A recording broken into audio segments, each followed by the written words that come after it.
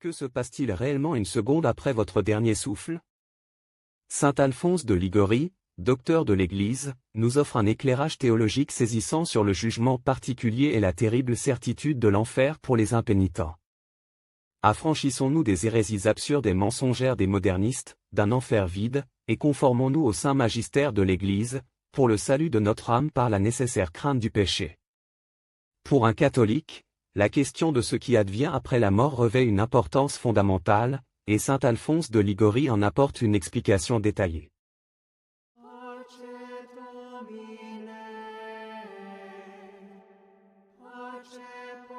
La foi catholique précise qu'immédiatement après la mort, l'âme fait face au jugement particulier, l'évaluation individuelle, immédiate et définitive de la vie menée par l'individu, ses choix, ses omissions et leurs conséquences pour lui-même et les autres. Cet instant est marqué par un constat objectif et complet par l'âme de son état éternel, moment où toute illusion, tout aveuglement, toute propension à se leurrer, à se tromper soi-même s'évanouit. L'âme voit sa propre vie telle que Dieu la voit, avec une complétude et une clarté absolue. L'âme perçoit alors immédiatement si elle est digne de la béatitude, le paradis, ou si elle doit subir un temps de purification, le purgatoire, ou connaître la damnation éternelle, l'enfer. Souvenons-nous des paroles de saint Matthieu, « Entrez par la porte étroite. Car large est la porte, spacieux est le chemin qui mène à la perdition, et il y en a beaucoup qui entrent par là. Mais étroite est la porte, resserré le chemin qui mène à la vie, et il y en a peu qui les trouvent. Il est, en effet, très facile de se damner. Le salut, lui, est exigeant et c'est le but de cette mise à l'épreuve qu'est la vie terrestre. Seule une vie catholique vertueuse et humble, aidée de la grâce divine, peut nous sauver. Saint Alphonse de Liguori, docteur de l'Église, insistait sur la nécessité de la sainte crainte, la crainte révérentielle de Dieu et de son jugement, comme moyen de combattre et de se soustraire au péché mortel. La Bible nous avertit également de cette réalité, car nous devons tous comparaître devant le tribunal de Christ, afin que chacun reçoive selon le bien ou le mal qu'il aura fait dans son corps. 2 Corinthiens 5,10.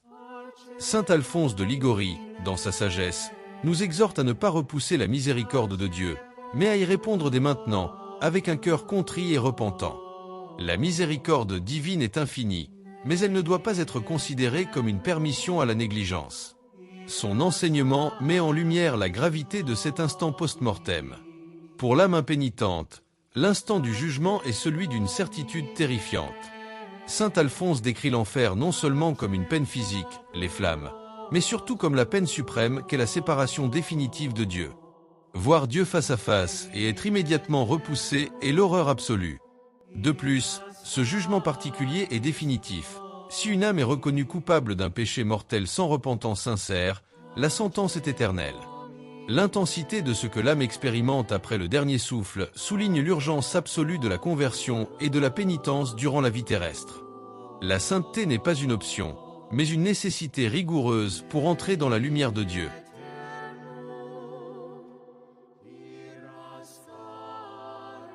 Dans la cacophonie incessante de l'existence moderne, où le tumulte des informations, les sollicitations numériques et l'agitation urbaine forment un bruit de fond perpétuel.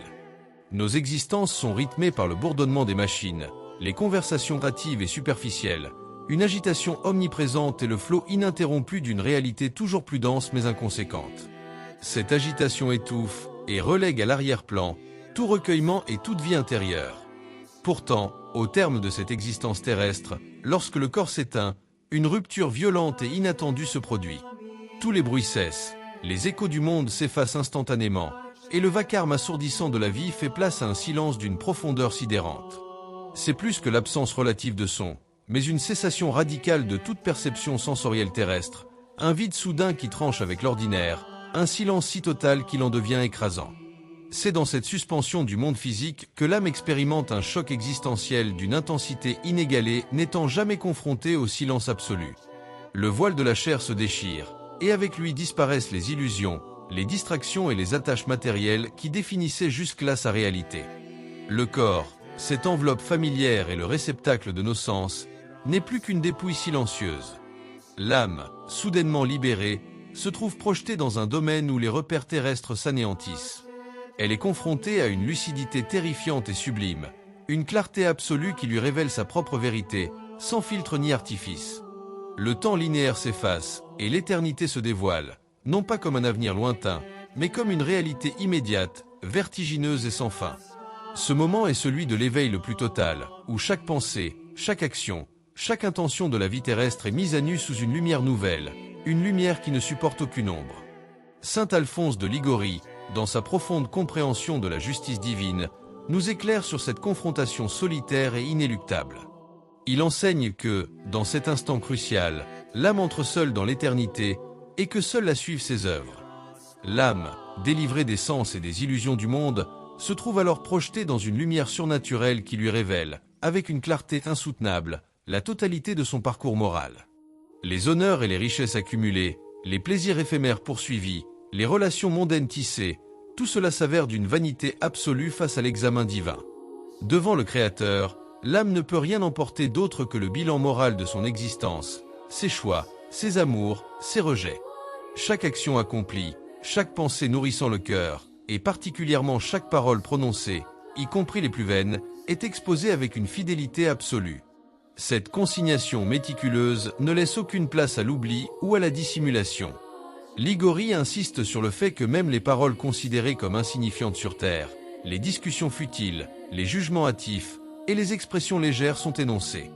L'évêque et docteur de l'Église insiste sur le jugement particulier qui suit instantanément la mort, un jugement où l'âme se voit elle-même telle que Dieu la voit, dans la nudité de sa vérité la plus intime, sans possibilité de dissimulation ni de réparation. Ce jugement ne s'inscrit pas dans la durée ni dans les procédures laborieuses de la justice humaine. Il est instantané, fulgurant, une révélation aveuglante qui se déploie en un clin d'œil, sans délai après la mort. En cet instant, l'âme est dotée d'une lucidité et d'une intelligence surnaturelle qui lui permettent de saisir en un éclair l'intégralité de sa vie passée et l'état de son rapport à Dieu. Ainsi la sentence est immédiate et irrévocable, confirmant la direction que la vie menée a imprimée à l'âme. La miséricorde infinie de Dieu est certes une réalité, mais elle est offerte à ceux qui craignent Dieu et se repentissent, non à ceux qui en abusent par obstination. Pour l'impénitent, la vision du Christ peut être celle d'un juge irrité, face auquel l'âme perçoit avec une clarté désespérante toutes les grâces refusées et les moyens de salut négligés, se retrouvant dans l'incapacité totale de réparer ses fautes, car ce qui est fait à jamais. Cette perspective rigoureuse n'est pas destinée à susciter la peur paralysante, mais une sainte crainte du péché, et l'urgence de vivre en adhésion à la volonté divine, afin que le moment de l'isolement suprême soit celui d'une rencontre pleine d'espérance, et non d'une révélation terrifiante de la ruine éternelle.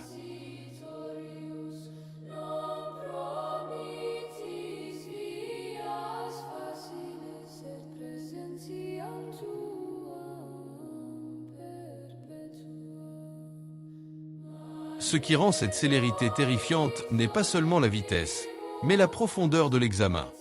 Le juge divin ne se contente pas d'évaluer les actes extérieurs, mais sonde les replis les plus secrets de l'âme, mettant en lumière les intentions cachées et les motifs véritables qui ont animé chaque choix et chaque action.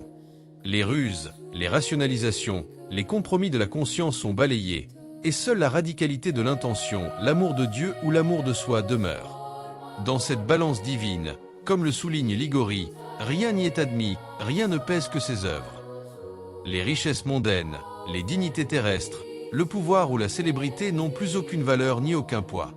Toutes les illusions tombent, et l'âme est confrontée à la pure substance de son être, à la qualité de son amour pour Dieu et pour son prochain, telle que manifestée par ses œuvres, et plus profondément encore, par ses intentions véritables. La sagesse intemporelle de saint Alphonse de Liguori se heurte de plein fouet à la mentalité contemporaine, souvent caractérisée par une indifférence spirituelle ou une présomption excessive de miséricorde divine prônée par les modernistes. Dans un monde séculier, où le confort matériel et l'autonomie individuelle sont érigés en valeurs suprêmes, la notion même de jugement divin et de ses exigences strictes est relativisée et très souvent rejetée. Liguori rappelle avec force que ni le confort séculier ni la tolérance moderne envers l'indifférence spirituelle ne constituent une quelconque défense contre l'exactitude inflexible de l'audit divin. La justice de Dieu, intrinsèquement liée à sa sainteté, ne peut être fléchie par les tendances ou les opinions humaines. L'absence d'une crainte respectueuse, la timor domini, qui pousse à éviter le péché par amour de Dieu et par conscience de sa grandeur, conduit inévitablement à la perdition. Ceux qui s'enlisent dans l'indifférence, ajournant leur conversion ou minimisant la portée de leurs fautes, se trouveront démunis et non préparés à l'heure inattendue du jugement. Ils découvriront, dans la clarté terrifiante de la lumière divine, que la miséricorde n'abolit pas la justice, mais qu'elle est offerte à ceux qui la recherchent sincèrement.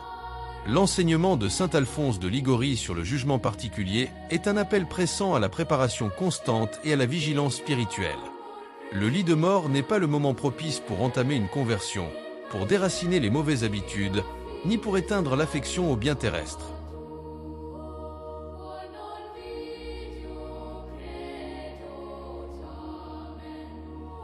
Le véritable poids du jugement ne réside pas seulement dans la liste exhaustive des péchés, mais dans la prise de conscience insoutenable des grâces rejetées. L'âme damnée ne voit pas seulement qu'elle a péché, mais qu'elle a péché contre l'amour infini de notre Seigneur. Elle réalise alors l'étendue du don divin, l'intensité de la souffrance du Christ pour notre salut, et la constance de la miséricorde qu'il a patiemment attendue en vain. L'âme comprend qu'elle a délibérément préféré un misérable plaisir, un vain orgueil, ou de viles satisfactions, à l'amitié de Dieu et à son salut éternel.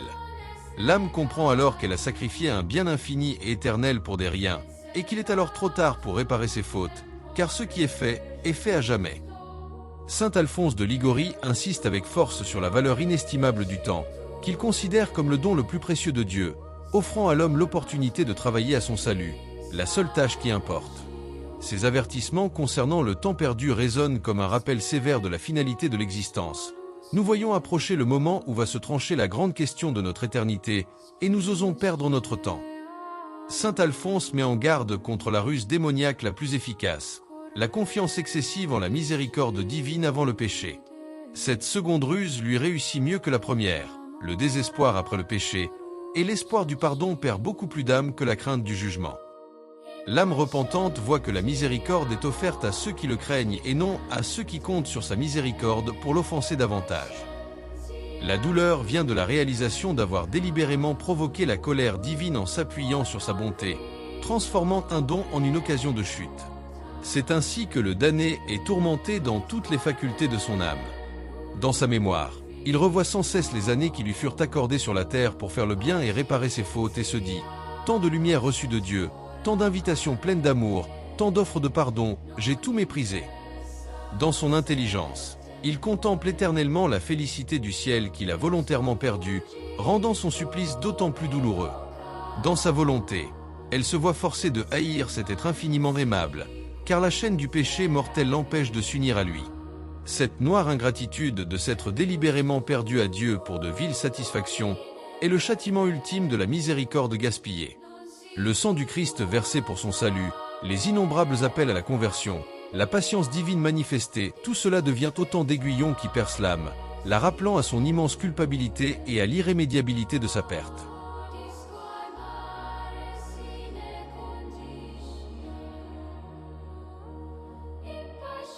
Pour conclure, l'appel à la conversion n'est pas une invitation à rester le regard fixé sur les erreurs passées qui encombrent la mémoire de l'âme. C'est, au contraire, l'injonction radicale de briser la stagnation et de reconnaître que chaque seconde de cette vie, aussi imparfaite soit-elle, est une occasion offerte pour un changement de vie positif. La sainteté, cette exigence sublime de conformité au Christ, n'est pas la récompense de quelques élus retirés du monde. Elle est la vocation première et imminente de chaque être humain, le projet divin originel. Cette transformation radicale commence par un acte paradoxal de lâcher-prise, l'adoption de la pauvreté d'esprit. Il faut se dénuder intérieurement des certitudes matérielles, de l'orgueil qui nous fait croire que nous nous suffisons pour faire toute sa place à la grâce divine. La pauvreté d'esprit est cette humilité fondamentale qui admet notre propre vacuité et qui permet à la puissance transformatrice de l'Esprit Saint de pénétrer notre âme. Sans cette désappropriation volontaire, nous restons des coffres scellés, incapables d'accueillir la nouveauté que Dieu désire infuser à notre trajectoire. Une fois cette réorientation intérieure amorcée, la sainteté cesse d'être un idéal lointain réservé au cloître et devient la matière même de notre quotidien. Cependant, cet élan vers le renouveau est constamment menacé par les tentations, les sirènes subtiles du confort et de la distraction qui anesthésient la conscience et nous détournent de Dieu. Embrasser cet appel urgent à la pénitence, c'est permettre à notre âme d'accueillir la lumière de l'Esprit Saint, de suivre la voie du Christ et d'accepter l'amour de Dieu.